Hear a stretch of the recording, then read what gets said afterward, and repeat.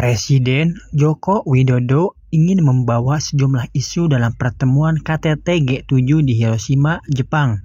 Organisasi G7 ini berisi negara maju di dunia, mulai dari Kanada, Prancis, Jerman, Italia, Jepang, Inggris, Amerika Serikat, dan Uni Eropa.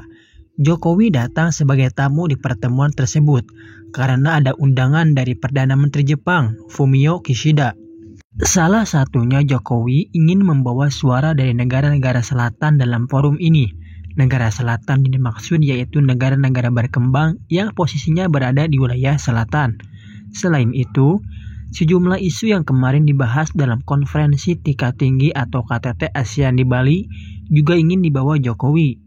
Sebab G7 sebagai pendiri G20 dan negara-negara dengan perekonomian paling kuat ini mempunyai suara mayoritas di G20 dibandingkan di negara lain.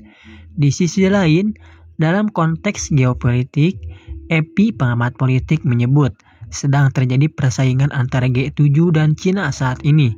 Selama ini, negara-negara G7 mendominasi ekonomi dan politik dunia pasca Perang Dunia Kedua sampai hari ini. Tapi kemudian muncul Cina dan beberapa negara lain yang tumbuh lebih kuat dibandingkan negara-negara G7.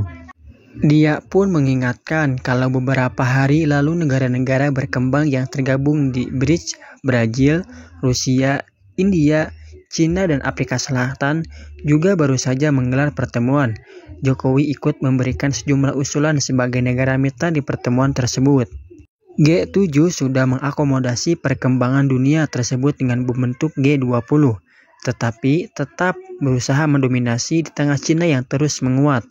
Sehingga menjadi masuk akal ketika Jerman berusaha menyelamatkan ekonomi mereka, karena ternyata berhubungan ekonomi dengan Cina dinilai menguntungkan.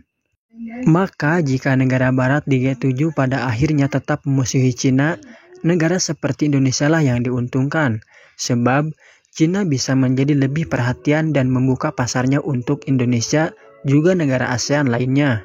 Bahkan tak hanya Cina, negara G7 pun juga dinilai bisa dekat dengan Indonesia karena negara ini dilihat sama sekali tidak terlibat dalam persaingan negara-negara besar manapun.